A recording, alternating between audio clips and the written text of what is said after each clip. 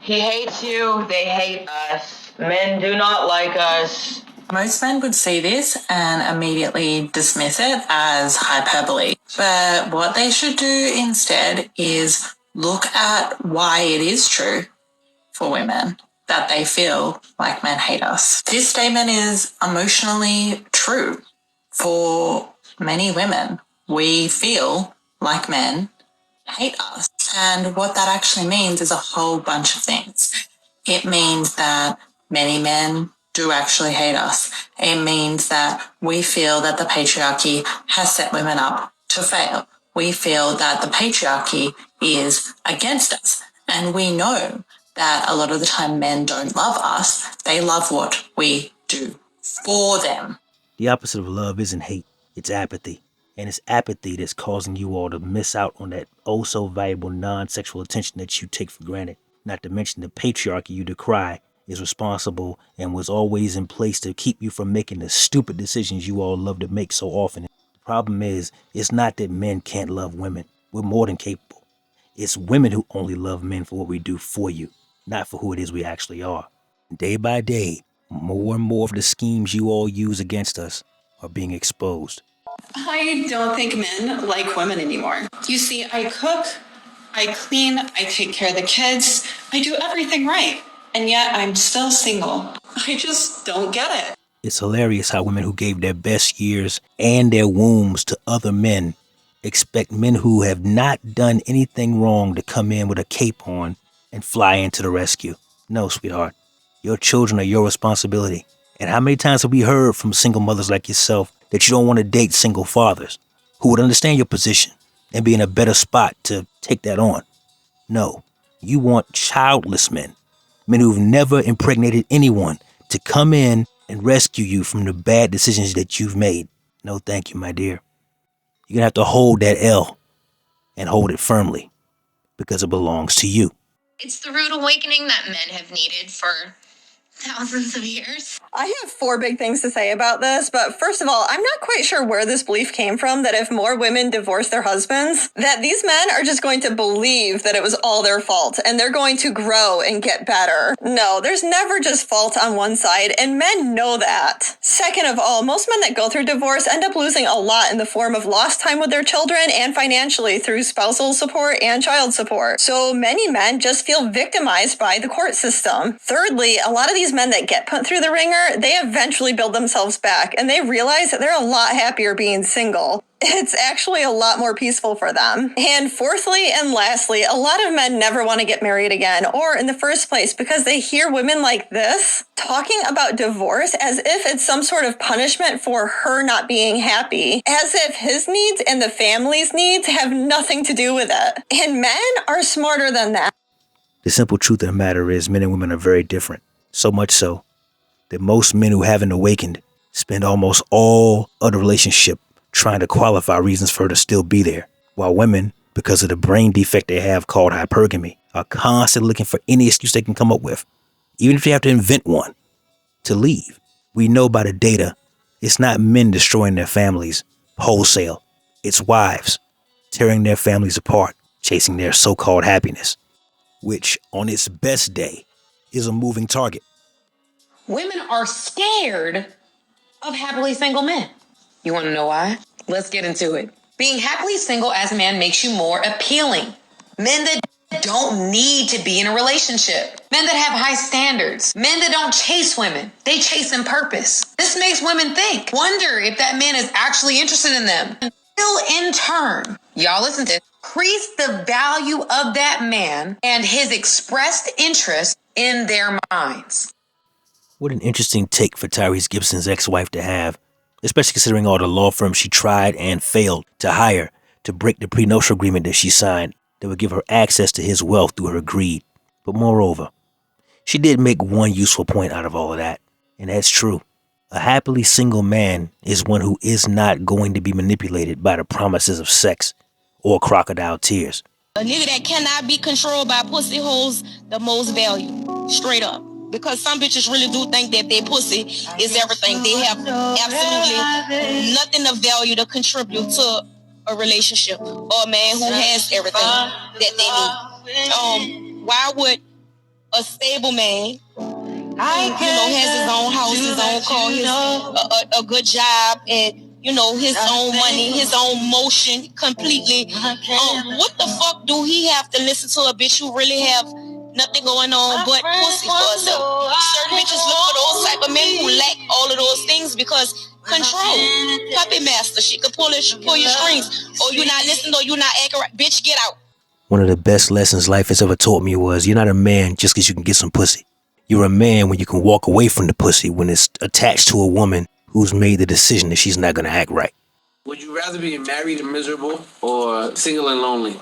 Single as long as I have my money. If you not my thought process, I cannot have you around me because you're going to fuck up my life. Can you be lonely and not miserable? You can be lonely and have a blast. 9 times out of 10, when somebody tells you they're lonely, are they happy? No. Are they happy? No. I disagree. Are they happy? I've been lonely and happy. You can be lonely and happy. You cannot be miserable and happy. It doesn't make sense. When I'm feeling lonely, it's easier for me to be feel loved if I go around people I love. When I'm miserable, I could be around that and I'm still miserable. Peace should be your primary objective, gentlemen, above all else, which is why you have to constantly reevaluate your inner circle and find out who still belongs there. Here is why intelligent men stay single. At work, being logical is rewarded, but that doesn't work with dating. Women want to feel emotions. This means flirting, telling stories, and making her laugh. Only when you stir her emotions can her attraction for you grow. Pretty girl, nice rack. But what I don't think she understands she's done is she's let us know that women expect to treat us like court jesters for her entertainment, while they expect us to treat them like princesses. The problem with that is she's just proven that women are little more than adult-shaped toddlers.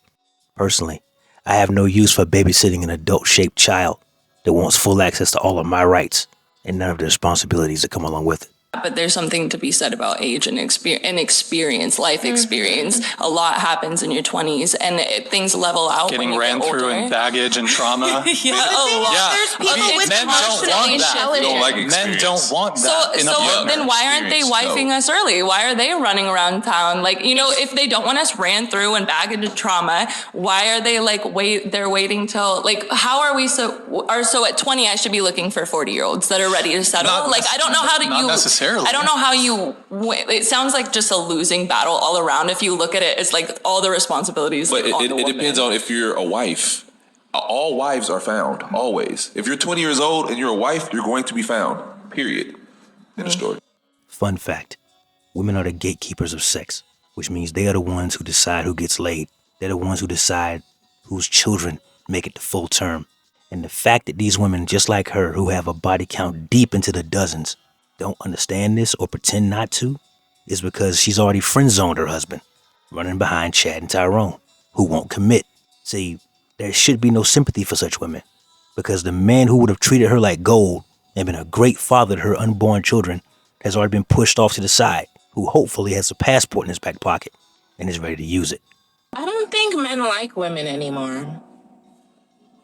I don't think that men desire us women anymore. As real women, I don't think that they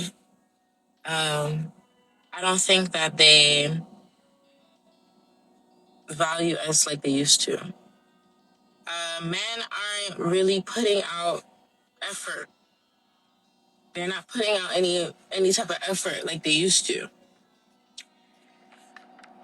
Taking a girl on a date becomes an issue. Spending money on a woman is an issue. You should have your own money as a woman. Going out to do something fun is an issue. Why don't you just come over to the house and we could do something in the house? I don't know. Maybe it's because I'm from New York, but I see women all over the globe complain about what's happening with men nowadays. Is it women that's not making themselves desirable anymore? Because there are beautiful women out here. Beautiful women, ambitious women, caring women, nurturing women who are outside looking for love, and men that just can't keep up with that. They're not they're not communicating with them. They're not willing to hang out and do fun things. What happens to the fun in life? What happened to life being exciting and fun and, going out and discovering the world?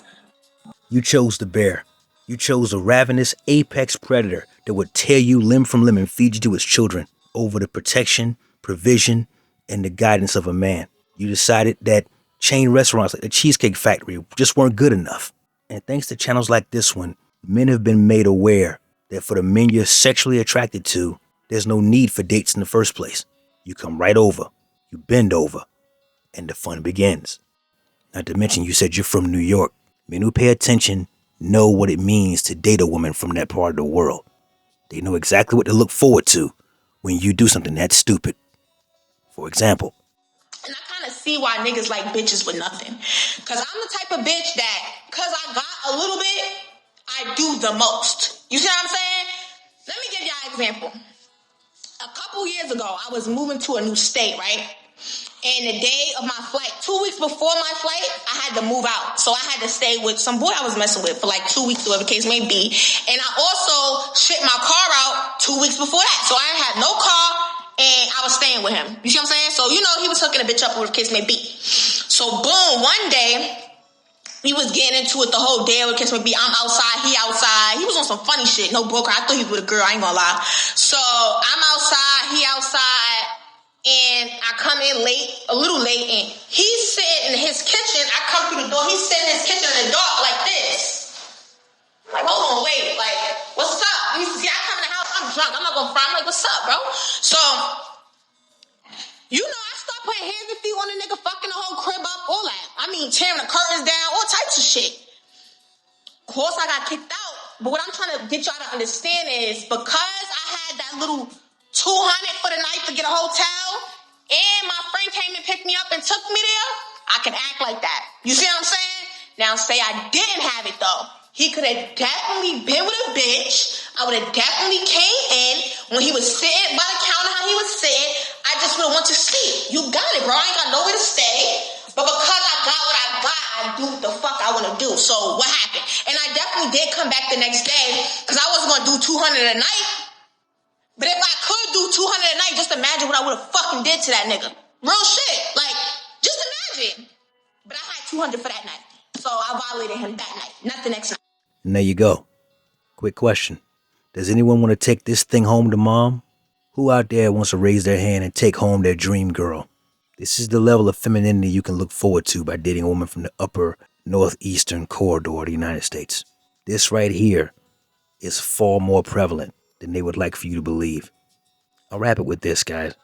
We live in a situation where we have a society where women have told us every chance they've gotten, don't touch us, don't look at us, don't talk to us, leave us alone. Of course, women only speak half-truths. What they're really saying is, only approach me if I find you sexually attractive.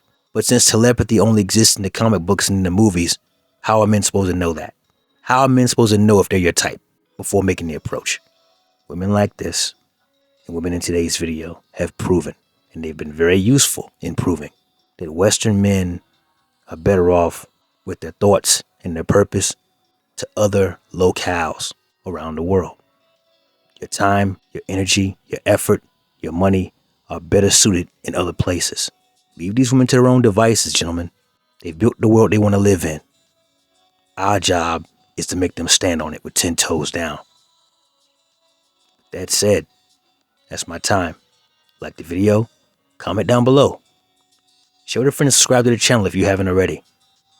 Never let your brother suffer in silence when the truth could set him free. Networkers, we working. Until next time.